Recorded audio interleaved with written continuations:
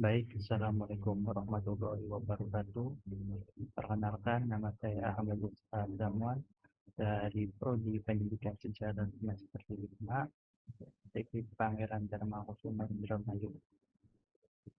Di sini saya akan memaparkan atau mempresentasikan uh, tugas dari mata kuliah sejarah Asia Timur yang diampu oleh Bapak Ahmad Faiz Enpun. Di sini saya akan presentasikan mengenai rencana pembentukan negara Asia Timur Raya dan Jepang masa pembentukan Amerika. Kita tahu bahwa ada beberapa indikator dan faktor yang melatar belakangi tentang saat itu untuk berambisi untuk membangun ataupun mempersatukan kawasan Asia Timur. Nah, jika kita melihat kilas balik pada pasukan perang dunia pertama, Jepang melihat yang pada saat itu perang dunia pertama dimenangkan oleh demokrasi Barat yang seperti Amerika Serikat, Inggris, Perancis. Nah, dalam hal ini Jepang terpengaruh terhadap pemikiran politik demokrasi tersebut, sehingga di sini kesannya bahwasanya negara yang memiliki sistem demokrasi melahirkan negara-negara yang kuat. Nah, setelah perang dunia pertama selesai, Jepang di sini mendirikan diet itu Dewan Perwakilan Rakyat Jepang. Nah, kemudian juga indikator lainnya yaitu pada tahun 1929 di kawasan Jepang dan bukan di kawasan Jepang juga, bahkan di global saat itu mengalami depresi ekonomi yang mana harga-harga bursa saham pada saat itu mengalami inflasi, sehingga pada saat itu Jepang sangat bergantung kepada luar negeri. Kemudian juga ditambah dengan pada saat itu Jepang memang mengalami masalah nasional yang sangat sulit sekali dipecahkan dari Jepang, yaitu masalah kepadatan penduduk pada saat itu. Nah, berlatar belakang hal tersebut, Jepang memilih jalan keluarnya yaitu melakukan ekspansi. Nah, indikator lainnya mengapa Jepang berambisi untuk membentuk kawasan, membentuk negara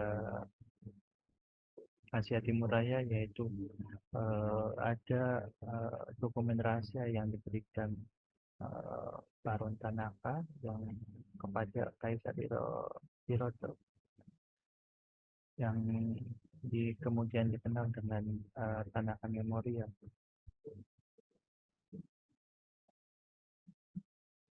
Nah, di Tanaka Memorial di sini antara lain berisi bahwa bangsa Jepang ini dianggap memiliki tugas yang suci karena pada situ terpengaruhi oleh pengaruh ideologi Hakuichi, sehingga disusunlah lingkungan kemakmuran bersama di Asia Timur Raya di bawah kepemimpinan Jepang. Nah, tidak lain Tanaka Memorial adalah merupakan dokumen rahasia yang berisikan politik perampasan negara-negara lain untuk membangun sebuah kerajaan yang besar di Asia.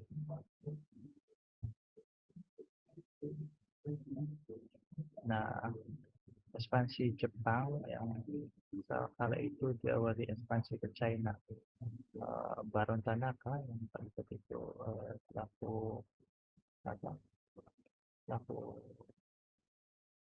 perang militer melakukan apa ekspansi ke China dengan mencampur perang saudara pada 1928. Tidak tahu pada saat itu di China sendiri terjadi perselisihan antara golongan komunis dan nasionalis.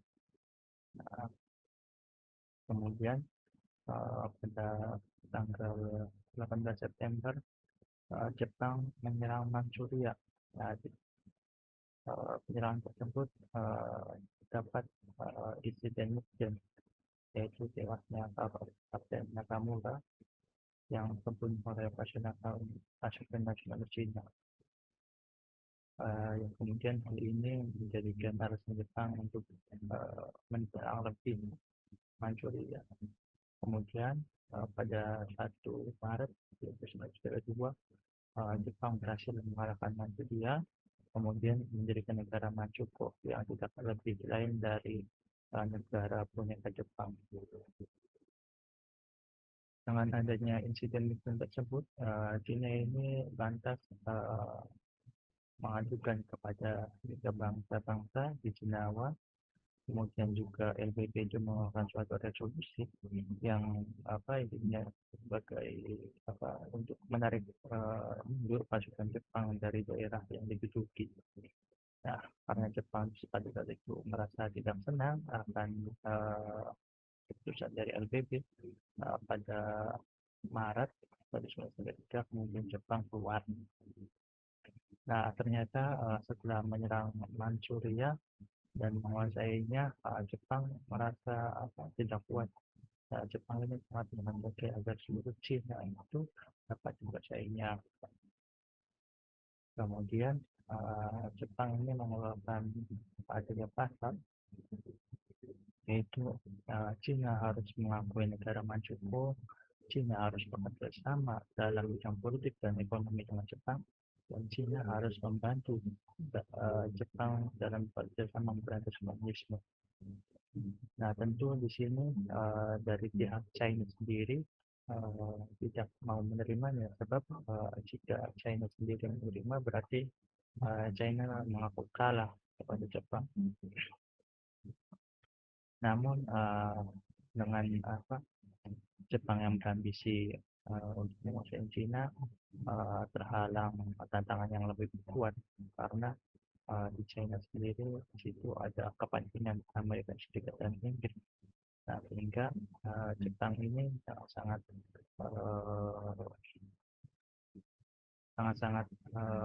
sulit sekali jika menentang China, karena ya, di belakang China sendiri ada negara superpower seperti Amerika Serikat, Inggris.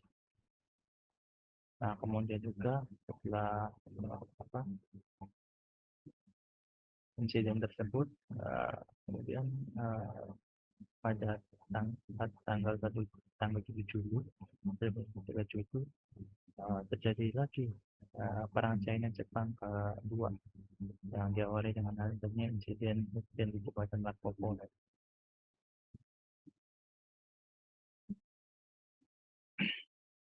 Nah, di sini faktor pendorong Jepang membentuk negara Asia Timur Raya seperti yang dijelaskan sebelumnya, kegemilangan Jepang yang diperoleh hingga 1947 nyatanya belum memberikan kepuasan kepada Jepang, melainkan Jepang ini semakin agresif lagi untuk berambisi untuk merealisasikan cita pembentukan negara Timur Raya.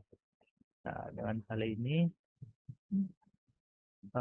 Jepang berambisi besar untuk mengganti kedudukan penjajahan yang di kawasan Asia yang memang pada saat itu banyak sekali penjajahan dari masa politik. Nah, karena hal itu juga Jepang pada saat itu harus terjun kepada kancah peperangan di Pasifik, sehingga kemudian yang kita kenal dengan Perang Pasifik. Nah, ini faktor-faktor yang menyebabkan Jepang membentuk negara Asia Timur Raya.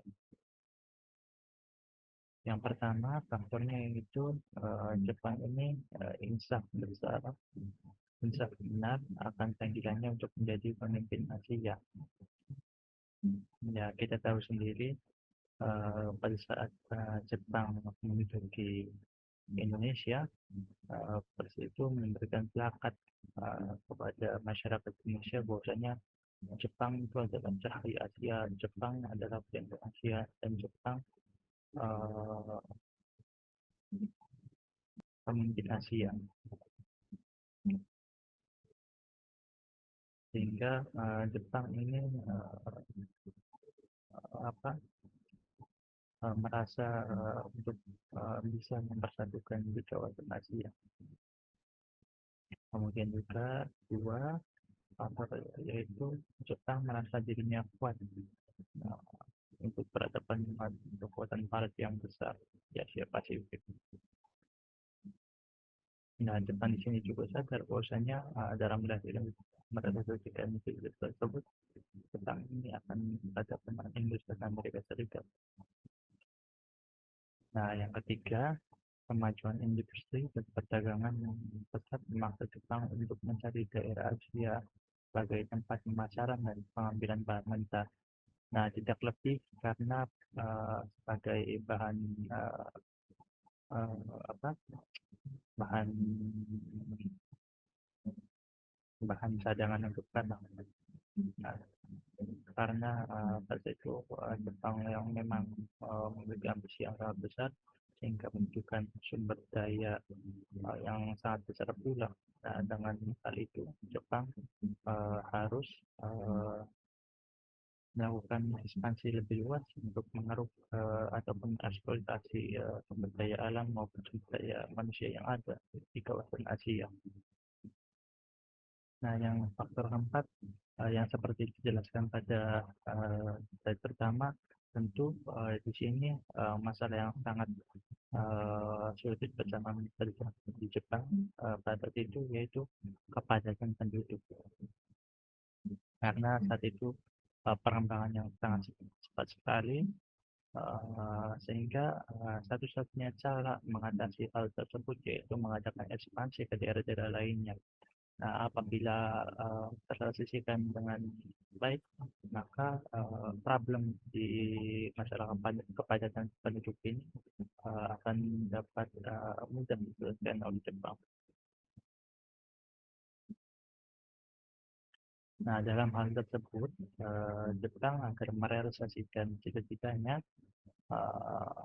pertama yaitu membentuk fakta anti komunisme yang berani mengatakan Jepang, Jerman, Italia, Hungaria, Meksiko, Spanyol. Nah, fakta anti komunisme ini sebagai antitesis dari apa komunis internasional seperti itu. Kemudian juga Jepang membentuk fakta poros. Nah, sebab setelah Jepang berhasil merebut Indochina dari tangan Prancis, maka Jepang segera mengadakan perjanjian dengan Jerman dan Italia. Nah, maksudnya agar membantu melawan setiap negara yang tidak ikut campur dalam perang di Eropa ataupun perang yang sedang berlangsung antara Jepang dan China. Nah, pada poros tersebut dengan inisial Proto, Berlin, Roma, Tokyo. Nah, ini juga merupakan sebuah ancaman yang sangat besar bagi Amerika Serikat. Yang ketiga, Jepang ini mengadakan perjanjian dengan Uni Soviet. Ada 1941, yaitu perjanjian untuk tidak saling menyerang.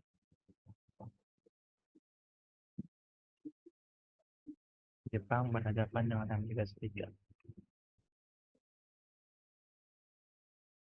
Nah, sebelum perang Pasifik ini pecah, Jepang apa sudah pernah melakukan ataupun mencoba dengan jalan diplomasi untuk mendapat pengesahannya kepada Amerika Serikat bahwa dirinya itu memiliki hak istimewa di Asia Tenggara, di Asia Timur. Namun di sini Amerika yang menolak usulan dari Jepang karena Amerika sendiri memiliki prinsip yang berbeda, kemudian juga Amerika memiliki kepentingan di ekonomi di daerah Pasifik.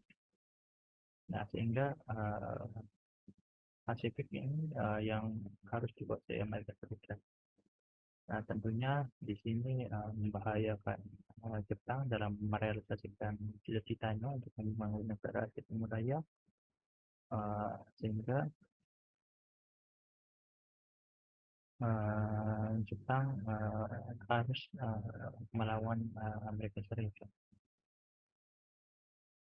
Nah, ini juga selain daripada tantangan dari Amerika Serikat dan juga tantangan dari negara-negara lain di kawasan Asia sendiri, Jepang juga uh, terdapat tantangan baik dari negara-negara Barat, di antaranya Belanda, Inggris, Prancis, dan Amerika Serikat.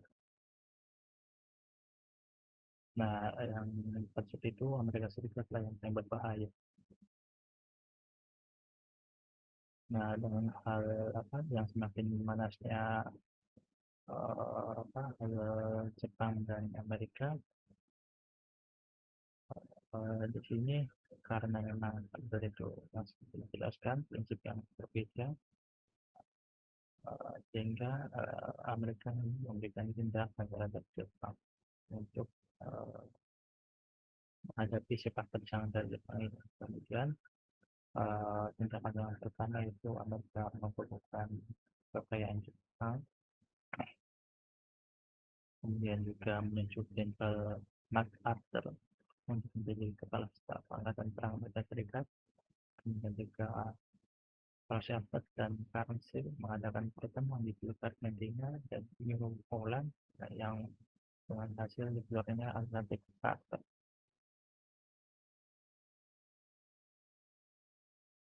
Nah, dalam Atlantic Charter ini juga berisikan common principle sebagai dasar untuk menciptakan suatu dunia yang lebih baik. Amerika Serikat tidak di sini ini apa isinya tuh? Amerika Serikat tidak menginginkan adanya perluasan ataupun perubahan teritorial yang tidak sesuai dengan keinginan penduduknya. Nah, kebebasan manusia untuk memilih bentuk pemerintahan yang disukuinya, kerjasama ekonomi semua bangsa, kebebasan masyarakat untuk menyatakan pendapat, kebebasan untuk agama, kebebasan untuk rasa takut dan kekurangan, dan melakukan masyarakat tradisional dengan jalan damai.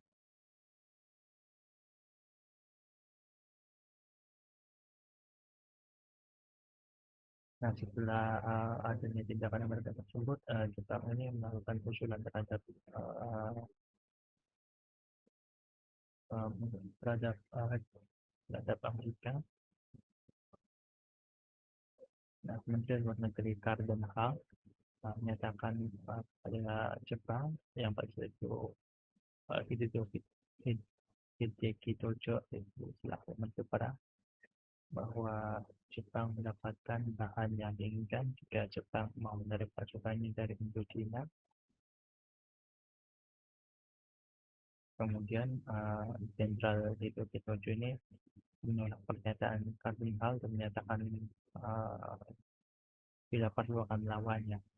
Hideki Tojo menjabat Perdana Menteri selain perang mengajukan beberapa usulan kepada Amerika Serikat kepada kita tahu Menteri Perang ini memiliki dari riwayat historisnya memiliki sifat yang ekspansionis yang agresif pada saat itu yang jarang sekali menerima menerima kompromi. Dilihat dari usulannya, uh, yang pertama meminta agar AS menghentikan bantuan kepada China, Amerika Serikat menghentikan pembekuan modal dan memberikan FTT. Jepang saja ini. Nah, apabila Jepang mau memenuhi tujuan tersebut, maka Jepang akan menghentikan ekspansi. Nah, dari tiga usulan tersebut kita tahu ini lebih ke usulan pihak yang kan. Nah, selanjutnya dibalas dengan usulan Amerika yang ditanggapi oleh Carmen Hall selaku Menteri Luar Negeri. Dalam kenyataannya sebagai berikut, Amerika Serikat ini menginginkan agar masing-masing menghormati kedaulatan setiap negara dan tidak membenarkan terhadap setiap independensi atau negara lain. Dan juga Amerika Serikat menginginkan agar masing-masing negara saling menarik kepercayaan dan berusaha mencegah timbulnya persenjataan serta berusaha untuk menyelesaikan masalah secara damai.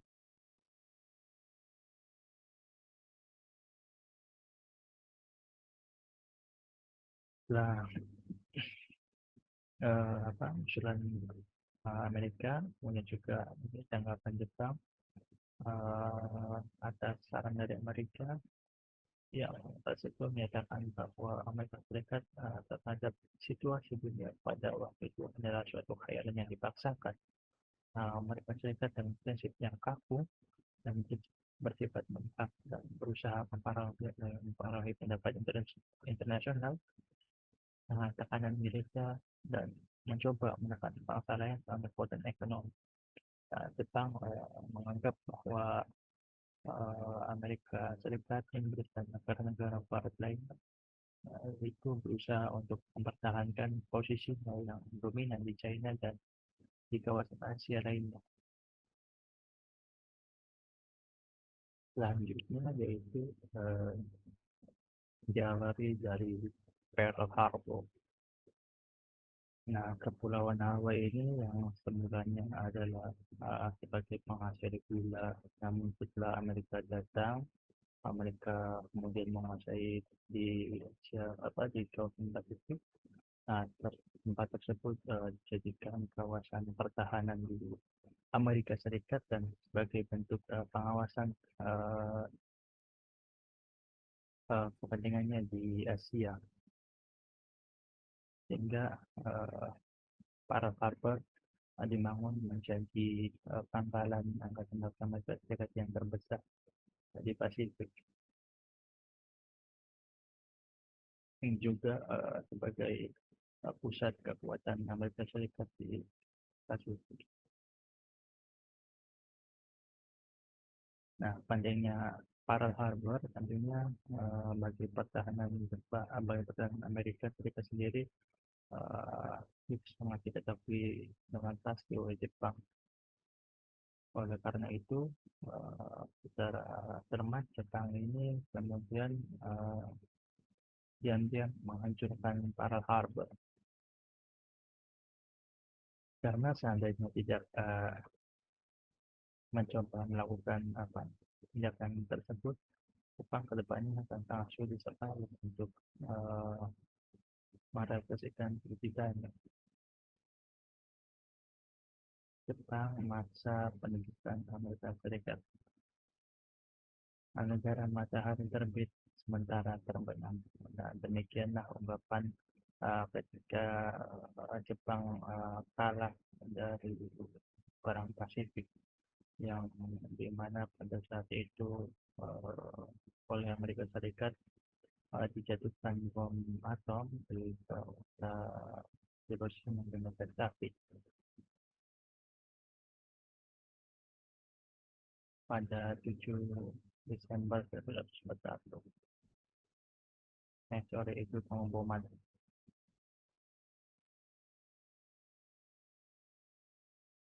Ya, bom Hiroshima dan Nagasaki itu pada tanggal 6 dan Agustus 1945.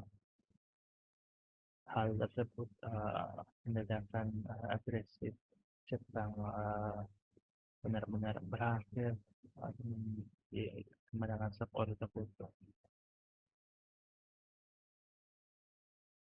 Nah, setelah hal tersebut, Jepang ini memasuki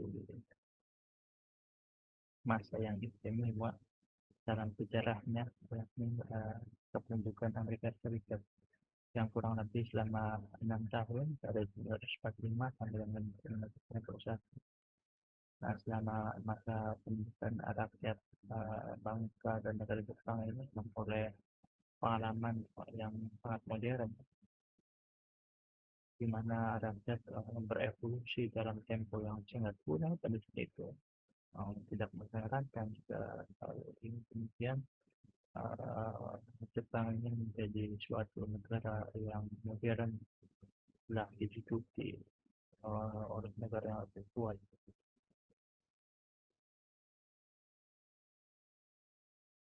Nah, di sini langkah awal pemerintahan Amerika Serikat pada saat menjadi Jepang uh, bisa dikatakan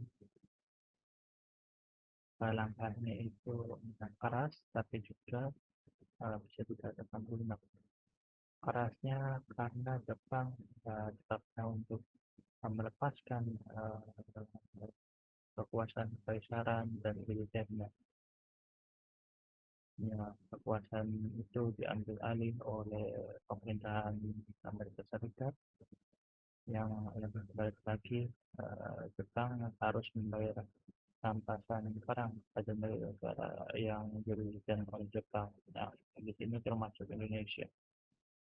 Nah, di sini kontradiksinya atau dikatakan benar karena Jepang kemungkinan dapat mengembangkan ataupun membangun ekonomi yang apa yang hancur setelah perang. Jepang ini dipimpin dan diberi bantuan untuk mengembangkan demokrasi yang benar. Dalam hal itu uh, harus dapat memberikan 4 dasar kebebasan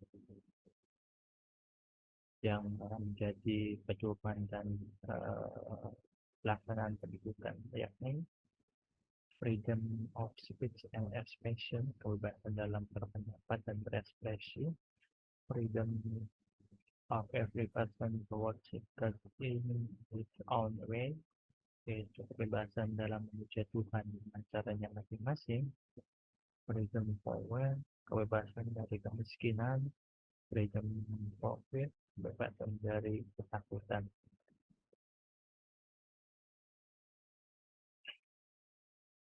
Tugas pemerintahan pendidikan dalam pelaksanaan pendidikan ini disebut mengangkat misal Carter sebagai petinggi tertinggi pasukan sekutu. Nah, tugas Jenderal Carter sebagai sekretaris itu menjalankan politik pendudukan negara sekutu di Jepang. Nah, tugasnya yang ditetapkan adalah memiliki militerisme Jepang dan nasionalisme yang dipengaruhi oleh militerisme. Yang kedua, mengadili penjahat perang dengan mengecualikan senior dari mereka, menyingkirkan dari mungkin orang-orang yang dianggap turut bertanggung jawab atas politik agresi, terus pembayaran rampasan perang terhadap negara-negara yang dirugikan, penghancuran industri dan pelupitan tidak cepat, kemudian juga melakukan pembaruan demokrasi di Jepang dalam bidang politik dan ekonomi dan pendidikan.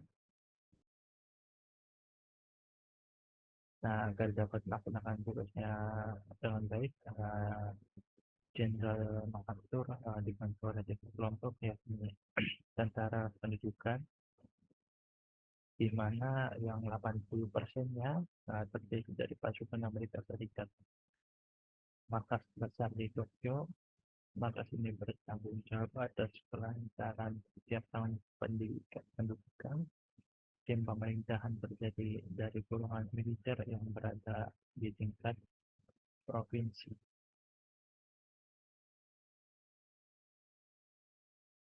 Nah, dalam pelaksanaan politik pendidikan ini Jepang memiliki legislasi tiga, yaitu periode reformasi dari 1945 sampai dengan 1948, periode penetapan dari 1949 sampai dengan 1950, kemudian periode peninjauan kembali ataupun ratifikasi pada tahun 1950 sampai dengan 1951.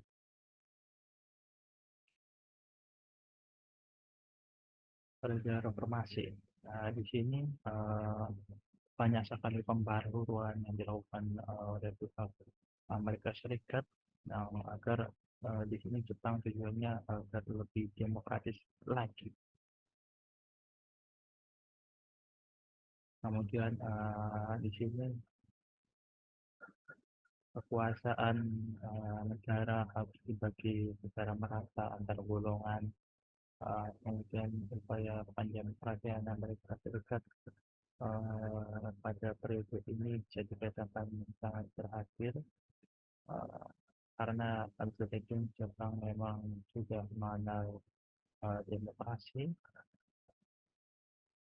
juga secara umum pendidikan di Jepang itu telah menyeluruh sehingga uh, sangat mudah bagi Amerika Serikat untuk lebih meregulasikannya lagi.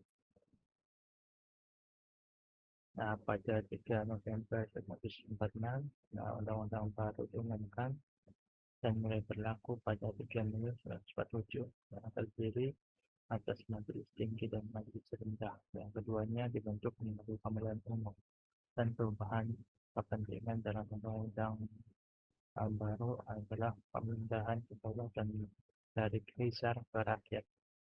Nah, dari gambar di samping tersebut uh, lihat jelas pelaksanaan demokrasi, bahkan uh, para perempuan juga memiliki haknya untuk memilih.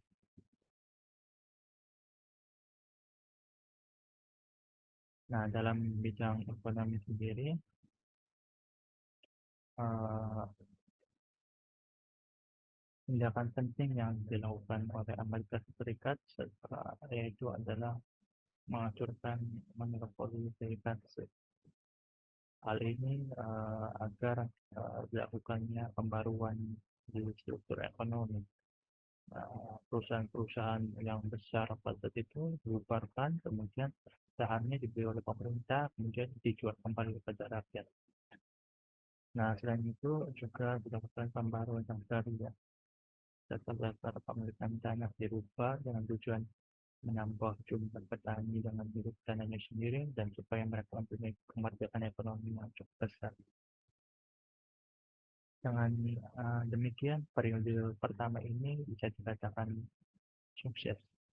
Nah, akan tetapi dalam bidang ekonomi tidak bisa dikatakan berhasil karena pada itu ya mungkin pasca perang juga masih proses adaptasi Jepang masih agak bergerak kan, karena Jepang saat itu masih sangat tergantung pada pihak Amerika Serikat.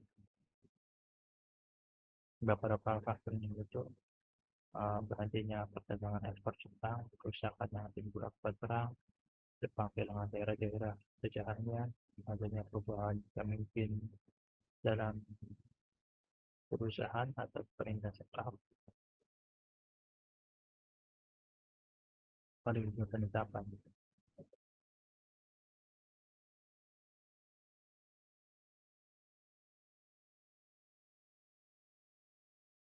Disebut periode penetapan dikarenakan periode ini ditetapkan oleh pemerintah Presiden Amerika Serikat bahwa kekuasaan dan kekayaan golongan militer dibagi secara merata.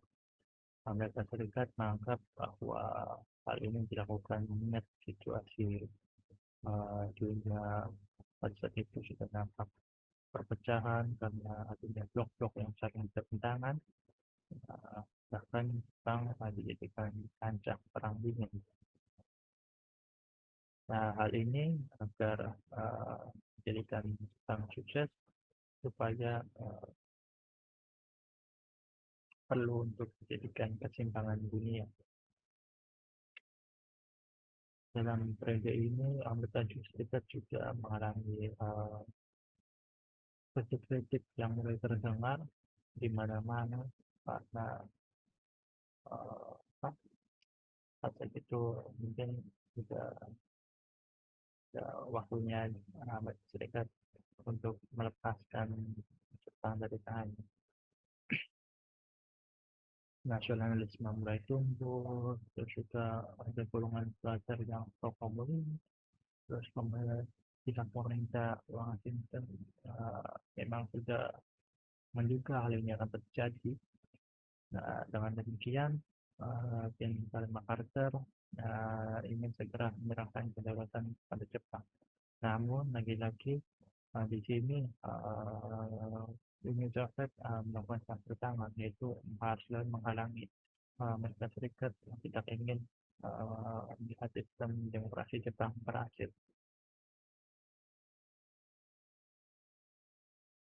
Periode kembali ataupun ratifikasi periode ini pada April 1950, yaitu peninjauan kembali yang dimana pada itu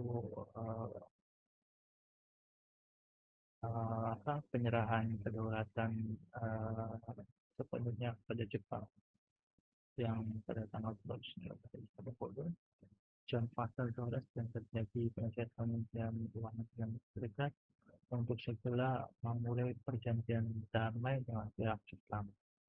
Pada pertengahan September 1950, Presiden Truman memerintah uh, menterinya yaitu untuk mengadakan perjanjian perdamaian. Nah, pada periode ini dipengaruhi oleh kejadian-kejadian di luar negeri juga, terutama yakni adanya Perang Korea Selatan dengan Perang Korea Utara, uh, di mana saat itu juga Amerika Serikat ikut andil dalam dalam perang tersebut. Rencana perundingan perdamaian Jepang uh, diteruskan oleh John Foster Dulles yang kemudian mendapat julukan sebagai arsitek perjanjian San Francisco, sebab dialah perancang setelah disetujui oleh kedua pihak. Maka perdamaian Francisco ini diadakan di San Francisco pada 8 September 1951. Nah, perjanjian perdamaian ini merupakan perjanjian antara Jepang di satu pihak dengan Amerika Serikat beserta 48 negara lainnya di pihak lain. Ini memuat perjanjian San Francisco, yaitu Jepang mengakui kemerdekaan Korea Barat dan kehilangan segala haknya di Korea. Jepang kehilangan haknya di Taiwan dan Peskorgeres. Jepang kehilangan haknya di Kurili dan Sakti dan pulau-pulau lainnya.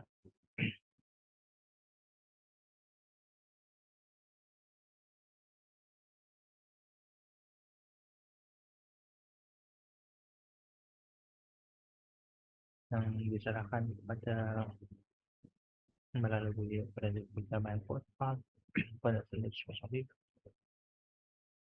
Jepang menyerahkan segala miliknya di kawasan Asia Pasifik. Jepang kehilangan haknya atas wilayah Antartika. Jepang kehilangan haknya atas Pulau Party. Nah, perjanjian ini ditandatangani oleh Jepang pada September 1951 dan ini merupakan akhir dari pendudukan Amerika Serikat di Jepang. Namun bukan berarti Amerika Serikat tinggal keluar, enggak. Di situ Amerika Serikat juga masih meninggalkan basis pertahanannya karena memang itu sangat dibutuhkan. Uh, nah, secara resmi Jepang diberikan kedaulatan secara penuh pada 28 April lalu 1992 setelah ratifikasi yang diperlukan terpenuhi.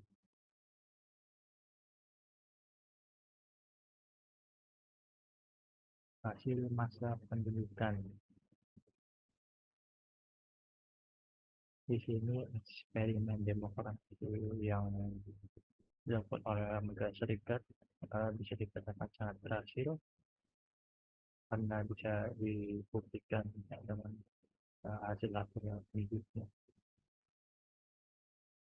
Nah, di sini menurut Daisuke ada 6 pembaruan penting yang dilakukan oleh kekuasaan pemerintah pendidikan dan budaya pendemokrasian di Jepang, yaitu pembaharuan politik, memberi kebebasan kepada pers, memperbarui sistem pendidikan, memberi hak pilih untuk wanita, organisasi guru, pembaharuan darurat. Nah, di sini beberapa perubahan yang dialami Jepang pasca Perang Pasifik dan setelah pendudukan Amerika Serikat.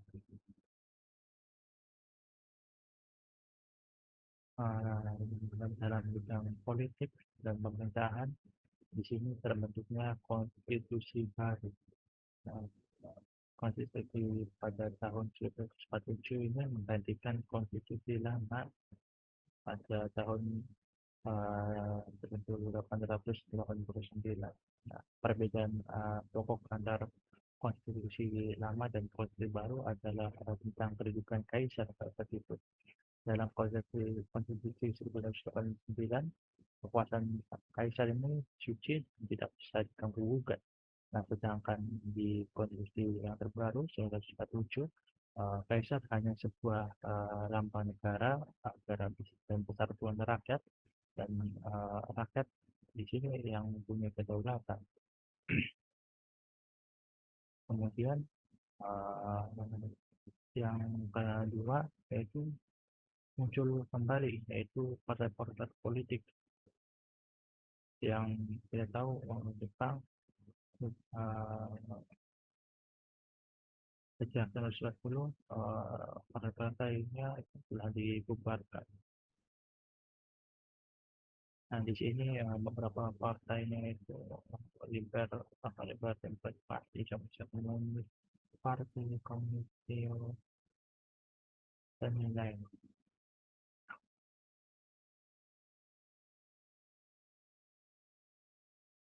Dalam bidang keagamaan, di sini hubungan antara agama Shinto dan pemerintah Jepang diputuskan oleh SPAC pada 16 Desember 1945. SPAC ini memutuskan bahwa kaisar itu bukan keturunan dewa,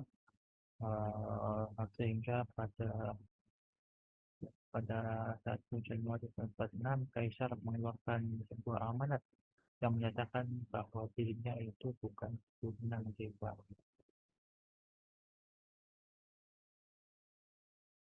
Dalam bidang militer, deklarasi Potsdam menetapkan bahwa semua penjahat perang dan orang-orang yang telah melakukan kekejaman pada zaman perang sekutu akan dihukum.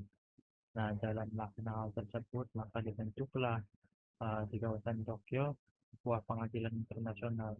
Nah, pengadilan ini selama menjalankan tugasnya selama 2 tahun pada tahun 46 sampai 48 ini telah mengadili antara lain yaitu Jenderal Ito Kikucho, Koichi Kido, Kichiro Hiranuma, Yosuke Matsuko dengan diberikan hukuman mati. Kemudian yang ketiga, Jepang di bidang militer yaitu pasca kekalahan di Perang Pasifik ini seakan-akan redup ataupun dikatakan mati uh, saat memasuki pendudukan Amerika Serikat. Dalam hal ini dan seterusnya ini Jepang ini tidak tidak lebih memperhatikan pembangunan ekonomi.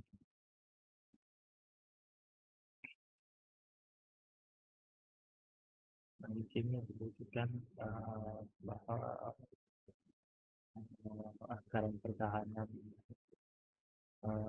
Jepang itu belum mencapai 1% dari GNP-nya. bidang ekonomi.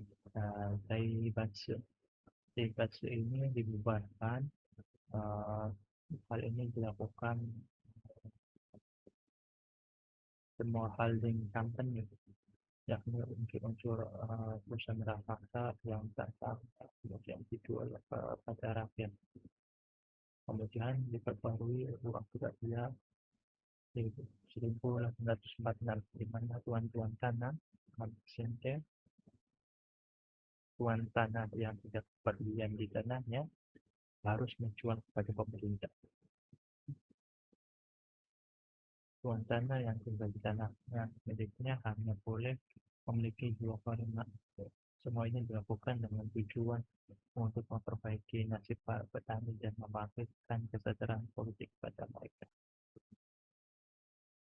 Dalam bidang sosial, di sini terbentuknya organisasi serikat buruh.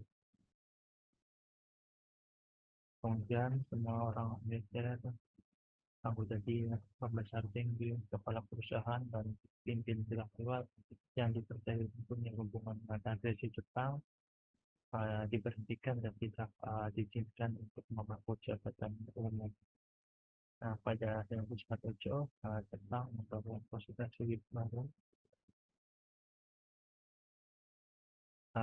yang menganut paham pasisme, suatu paham yang menolak kekerasan dan peperangan dan mengutamakan praktik demokrasi liberal.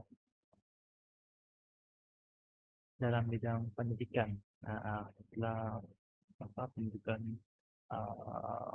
diperbarui oleh masa pendidikan Amerika Serikat, hal ini bertujuan untuk mengubah semangat dan sisi pendidikan sekolah di Jepang. Kita tahu semenjak restorasi Meiji ini Jepang memang dari dahulu sudah sangat banyak sekali berangkat kebijakan yang mendukung pendidikan seperti itu, mulai dari kebijakan menerjemahkan buku-buku dari luar, dan juga banyaknya para pemuda atau para pelajar dikirim ke luar negeri untuk belajar agar sesuai dengan bidangnya masing-masing. Yang itu memang tujuannya sangat jelas untuk mencari ilmu dan mendapatkan keyakinan bahwa Jepang akan dapat berdiri sama tinggi, hidup sama rendah dengan kemajuan dunia barat. Nah, struktur pendidikan di Jepang yang dikembangkan Amerika Serikat ini berikut. Pertama, sekolah dasar yang di sini wajib selama 6 tahun dan tidak dipungut biaya. Kemudian sesudah SD ada sekolah lanjutan pertama selama 3 tahun. Sini untuk memberikan perkembangan kepribadian siswa, kewarganegaraan, kehidupan masyarakat, serta di sini juga para peserta didik diberikan kesempatan untuk magang atau bekerja. Setelah lanjutan pertama, ada sekolah lanjutan selama 3 tahun lagi yang bertujuan untuk menyiapkan siswa untuk masuk memperoleh masuk ke perguruan tinggi ataupun memperoleh keterampilan kerja. Kemudian universitas di sini harus berperan secara potensial dalam mengembangkan pikiran liberal dan terbuka bagi siapa saja, bukan hanya kepada sekelompok orang. Di sini munculnya struktur baru di Jepang yang dikembangkan oleh Amerika Serikat merupakan bentuk revisi dari struktur pendidikan yang lama.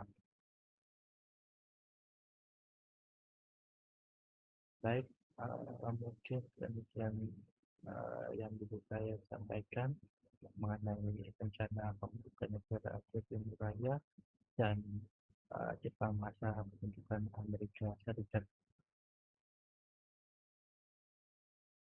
Terima kasih. Kurang-kurangnya mohon maaf. Bila itu dari saya. Wassalamualaikum warahmatullahi wabarakatuh.